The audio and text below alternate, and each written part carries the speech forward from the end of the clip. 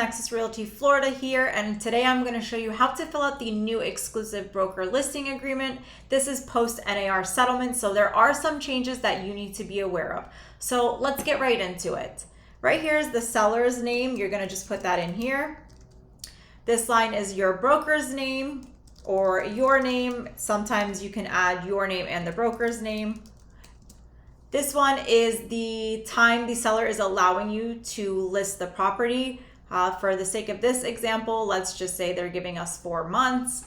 That brings us into January, so January 25th. Here is the street address, the description of the property. You're going to put that here.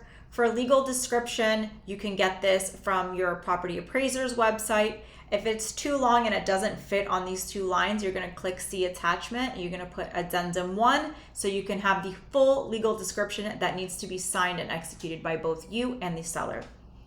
For personal property, these are things like a washer machine, a dryer, a microwave. You're going to add that here. Anything that is going to be included in the sale is going to go under 2B. Occupancy, this is talking about if it's tenant occupied. Let's just say it's not. The price and terms, let's say for this example, our price is $500,000. For financing, cash, and whatever your terms are, you're going to check those here. 3B is if the seller is offering any type of financing, you're going to fill that out. 4 and 5 is nothing that you're going to fill out. This is standard stuff that we have in the contract.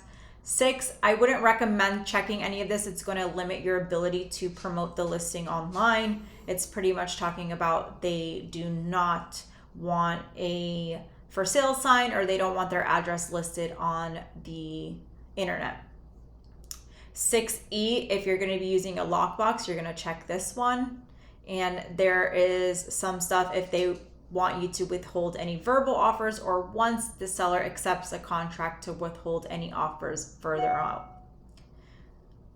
F is also talking about listing the property online, websites that give estimates of what the house's value is. You can discuss that with them here. Again, that is going to limit the exposure the property has online.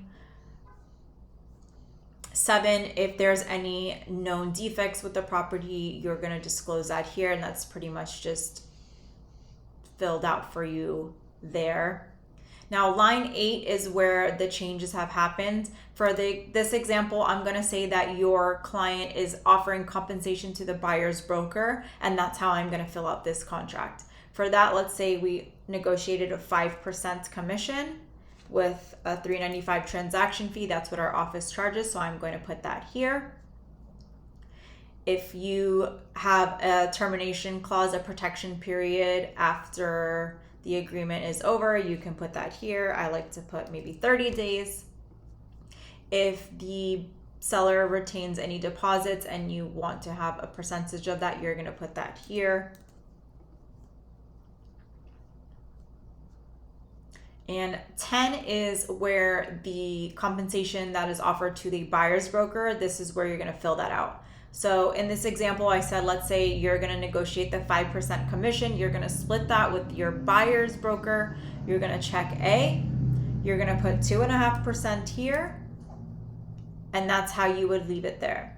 If the seller is going to offer you a certain percentage and the buyer's broker, you're going to check B. Let's say they're offering you 2% and they're offering the buyer's broker 1%. You're going to just put that here. And if they're offering no compensation, you're going to check 10C. For 11, we all act as a transaction broker, so I'm going to check that. For 12 is if there's a termination. If you charge a fee, you can put that here. Plus any fees that were related to the sale of the property, you can charge the seller. So even if you put a $0 cancellation fee, but you paid for a photographer and things like that, you can still get money for those photos under this termination agreement. 13 is about dispute resolution. 14 is miscellaneous. Any additional terms you can add here, have the seller sign, put their address and everything. You're going to sign and date everything here, and make sure you fill out line 198 that the seller has received a copy, however that is, and the date here. Let me know if you guys have any questions, and happy selling.